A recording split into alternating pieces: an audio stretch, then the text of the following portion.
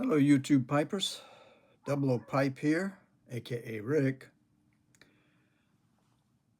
I went back to the back and looked for another pipe to enjoy, and this one was amongst the ones I have back there. I don't know if anybody's familiar with it or not. It has stamped on it Mountbatten, made in England. Very light.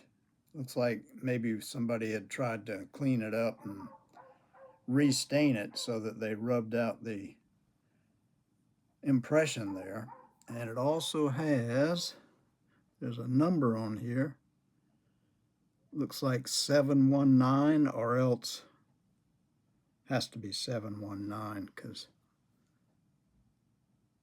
that doesn't make any sense there.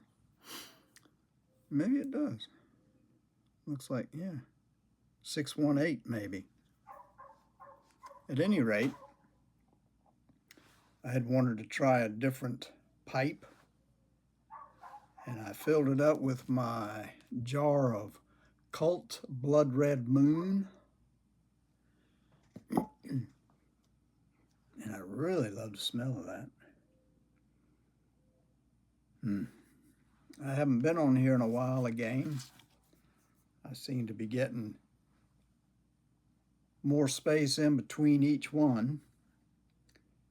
I don't know why. I just don't feel like I have anything to say, I think.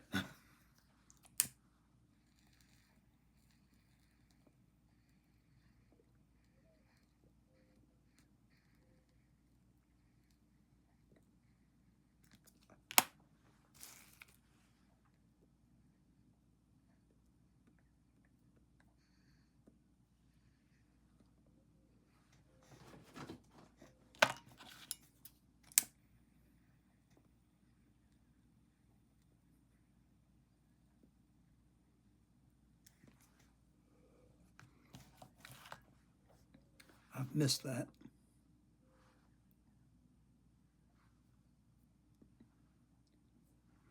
That's got a real nice feel in the hand.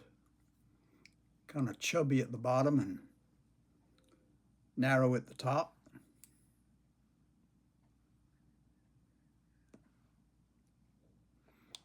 Short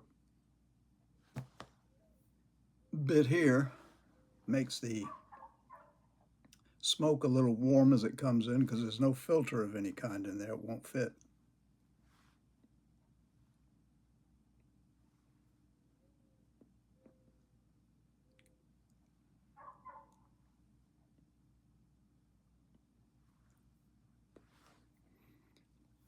I really like that tobacco.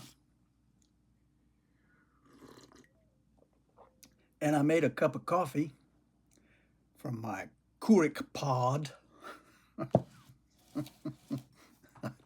don't know if I don't know if Smarty Bob would appreciate that, but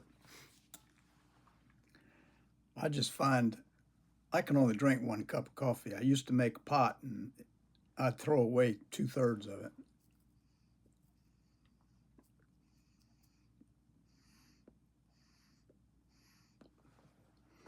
And every one of these pods that you buy, they're all different.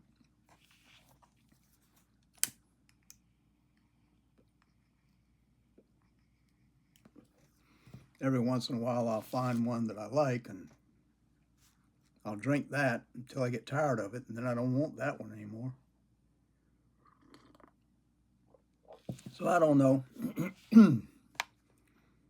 I make a pot of tea in the afternoon. So I usually only drink one cup of coffee. I watched Father the Flame today on Amazon, and it's about pipes and pipe smoking. Interesting. Beautiful pipes being made. Beautiful prices on those pipes. One they were showing, they said they wanted 6,000 euros for. Well, that's a pipe I'll never have.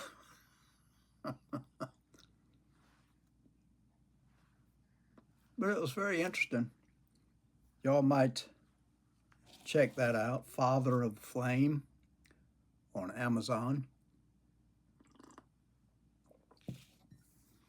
And I recently bought 2 apple trees, and I put them out here, and one of them had little tiny leaves coming into it, and I guess I missed watering it one day and they just fried up in the sun. And it wasn't that hot, but still it died. So I had to order 2 more because you have to have 2 apple trees for them to eventually produce apples. So I got 2 more and I planted those to each side of the one that just came up. Beautiful, beautiful leaves on it, really growing strong. And these other 2 that I put in, they're just pushing those leaves right out of those, look like dead sticks. So I think I'll never see them, but somebody in the future will see apple trees with apples on them, maybe. And after I saw what was happening with that, I ordered a black cherry tree and a plum tree. I'm going to plant those out there in the back too. They're supposed to show up today. And I also ordered a fig tree. I don't know when that's going to show up. I haven't heard from them again, but it's definitely the other 2 are showing up today. And sometime this afternoon I'll go out there and plant them.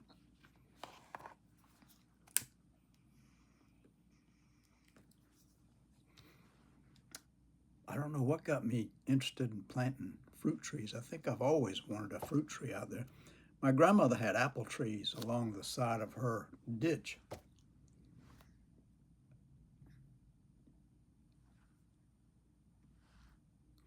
But I wanted the fig tree. She had a fig tree also in her backyard. I was going to put it in the front yard because I figured, I know the birds ate her fig tree or her figs whenever they came out. And she always tried to pick them, but I don't care for figs. I figure the birds can have them, but I just wanted a fig tree too.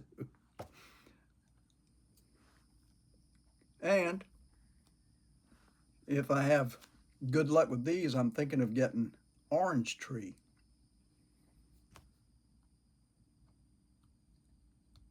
But I couldn't really find one in the catalog that I like, but I'll go back whenever these, if they begin to produce leaves and begin to thrive back there. I didn't know if anything would grow back there because the soil around here is mostly that.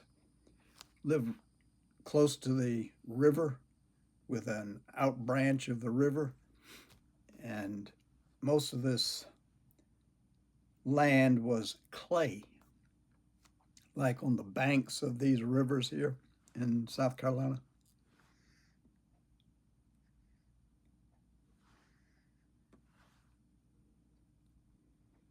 So that I've been buying the potting soil in the large bags and filling up the holes whenever I dig them to put the tree in. So I've got 4 more in the car out there for when these 2 trees do show up. I can plant those and dig the hole and fill it up with this potting soil so that it'll have a place to thrive in, at least in the beginning.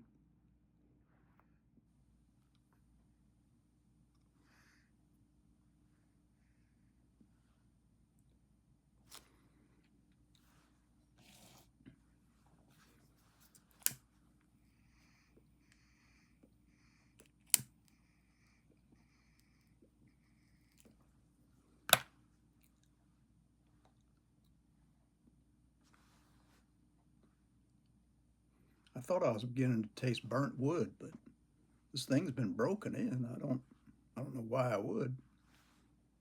And I don't see any bird's eyes, but it seems like a nice piece of briar.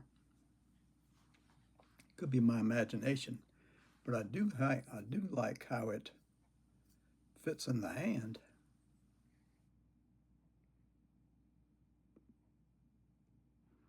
think after watching that show, I wanted a stem that was bent just a little,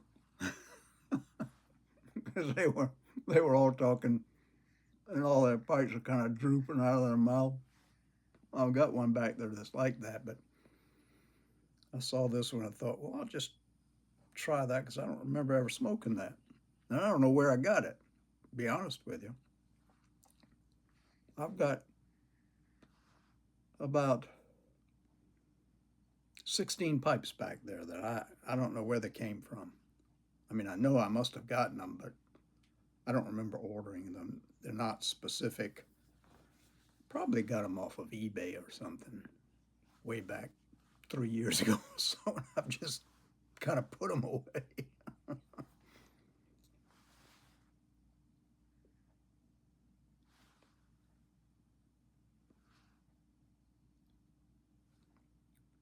I don't know. The flavor seems to have gone from this. I don't know what the story is.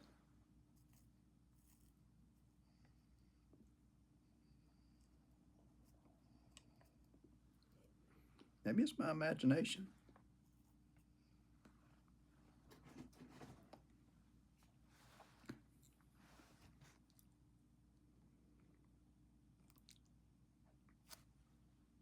All I know is I wanted to smoke a pipe. And I always feel more involved with the community and feel like I have somebody smoking along with me if they're watching. Don't know any people around here that smoke pipes. There's a cigar store about 5 miles that way. And I went in it one day just to see if they had any pipe tobacco. And they did, but wasn't anything I wanted. Something that he had mixed up, and he's not even a pipe person, so I don't know how he would know what would be good for a pipe mixture.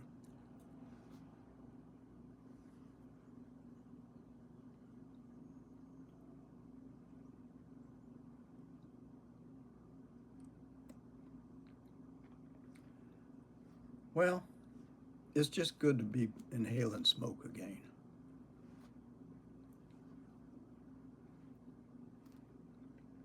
I'm not sure if the last time I talked on here I was smoking a pipe or if I was smoking a cigar.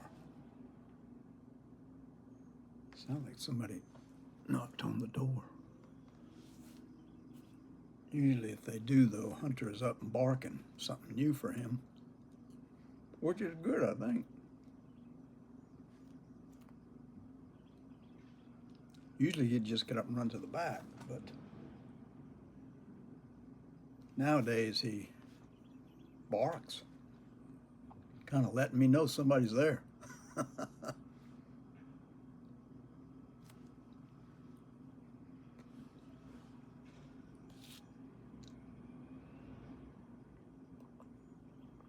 Could be the trash man. Well, can't really think of too much more to say.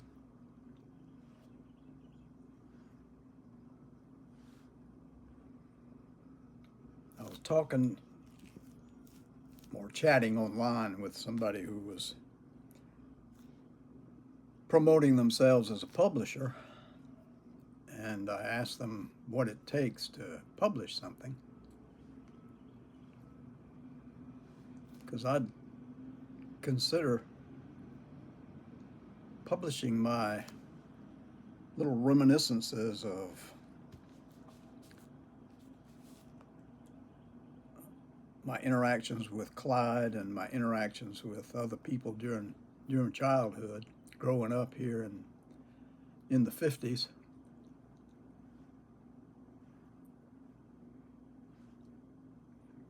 Which I think, along with everybody else who grew up in the 50s, would agree that it was the most magical and the best time to grow up in this country, from childhood up.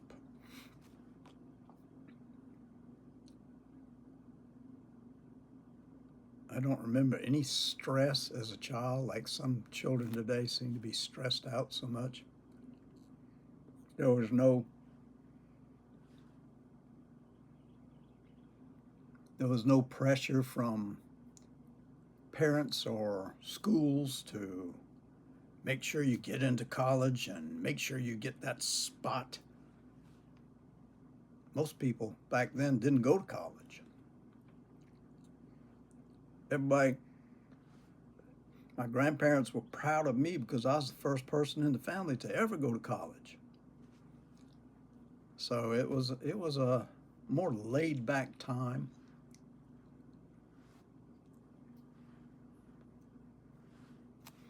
Children didn't, at least in this neighborhood, they didn't have to worry about predators or anything like that because they may have been out there, but not like today at all. Which meant that we children were unsupervised for most of our childhood.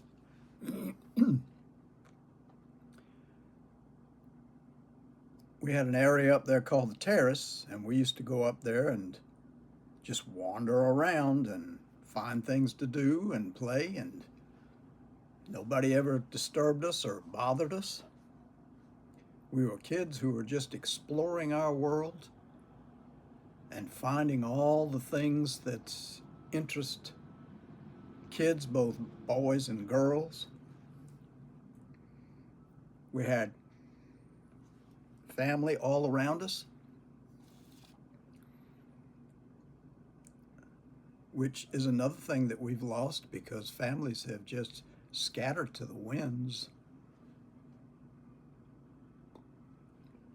I think the majority of my aunts and uncles lived within a 5-mile radius when I was growing up. Now my son, he's about 30 miles away, and my daughter's on the other side of the country.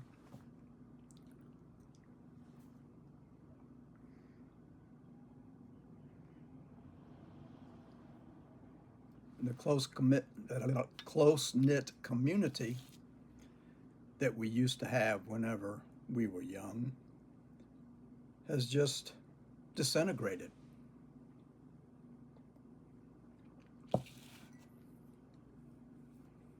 We had the world and we explored the world and we learned about things on our own.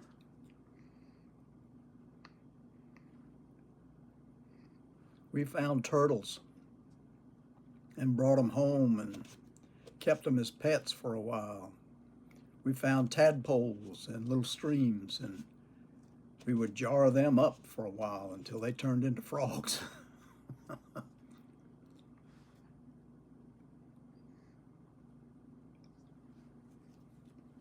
We had a river around that we could fish in if we wanted to. There was a little pond around the corner from my grandmother's house that we used to throw a line into. I don't know if there are any fish in there. Excuse me.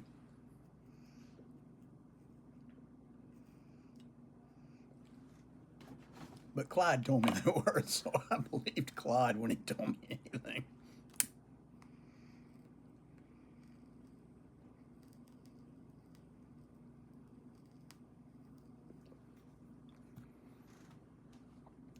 Our grammar school teachers lived in our neighborhood with us, so we saw them outside of school as much as we did in school.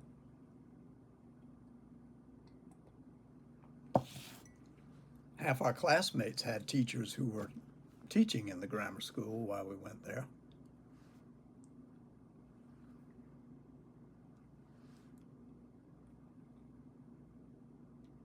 Like I say, it was I would catch the bus by myself.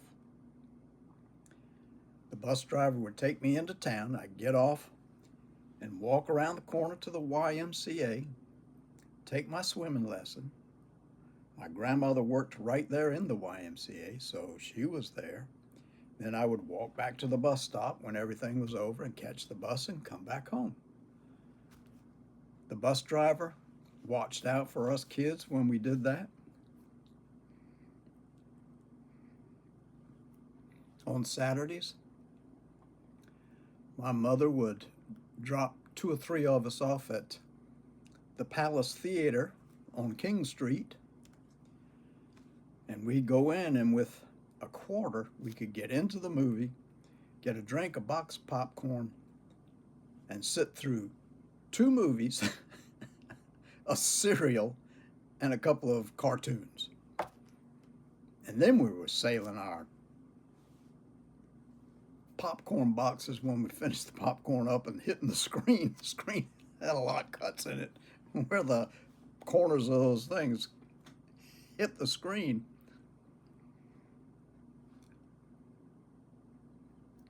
But it was just kids, unsupervised kids, not tearing things up, but just enjoying the show and, going hooting and hollering whenever the good guys were winning. And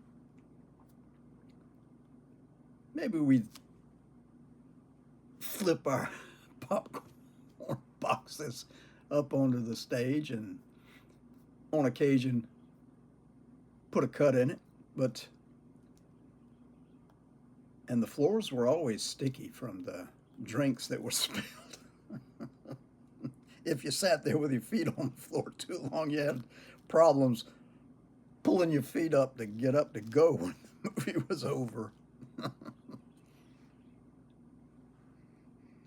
And then when the movie was over, you go out and wait. My mother always pulled up to the sidewalk, and we all got in the car, and she took us all home. This was every Saturday morning for quite some time. I mean, we were still in grammar school.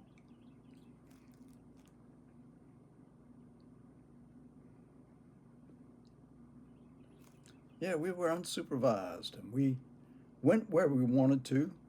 Once we got our bicycles, we really went where we wanted to. A lot of times, way far away from home, and probably if our parents had known, they would have said no, but we didn't tell them. We just went where we wanted to. Now, the one thing that I did not do, because when I said I'm going to the Stono, which is the river right over there, Stono River, my mother would say, "Don't you go swimming." I'd say, "I can't swim. Why would I even try?" That's when they decided I should go and learn how to swim at the Y.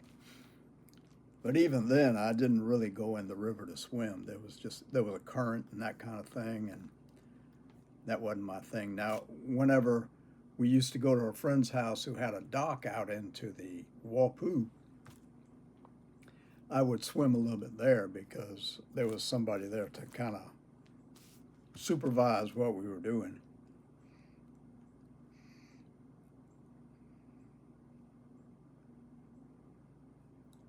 But there was no better childhood than that, to learn for ourselves as well as incorporate what we were taught in school. I mean, we learned more through exploration in the woods and the river.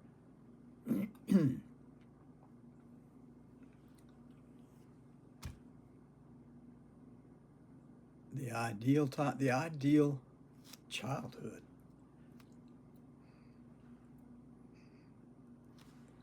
I feel sorry for the kids today who don't have that chance because of the way the world is, plus the way they're glued to their screens.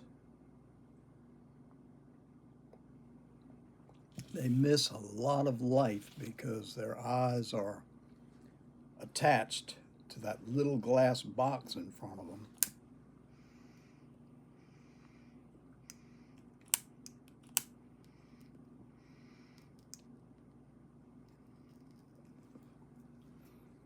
Rather than this big, beautiful world that's out there.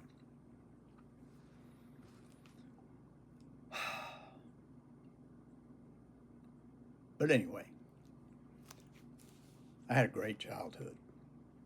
I had great parents. They cared about me, and they entrusted me with a lot of individuality.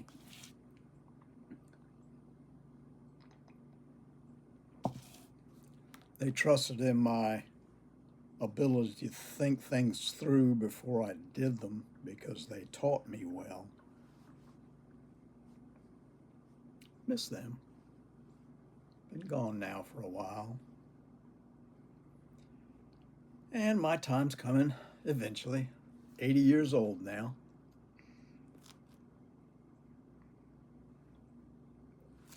The health is not what it used to be. I don't recover as quickly as I used to when I was younger.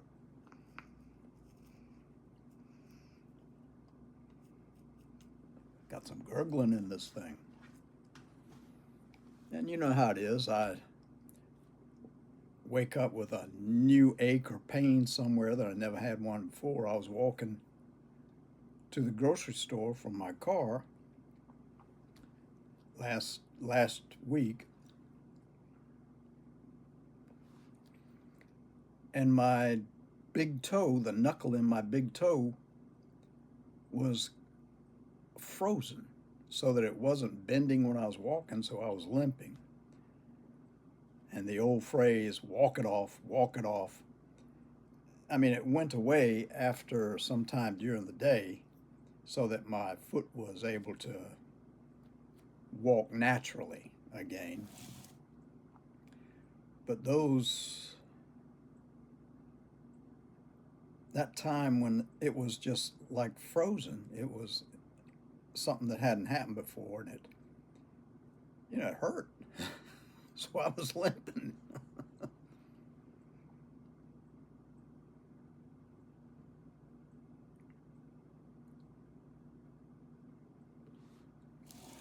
But anyway, I appreciate you taking the time to have a smoke, to have a beverage, and to listen to my just inane chatter. Thank you, guys. I appreciate it. Take care of yourselves. Until the next time, God bless you.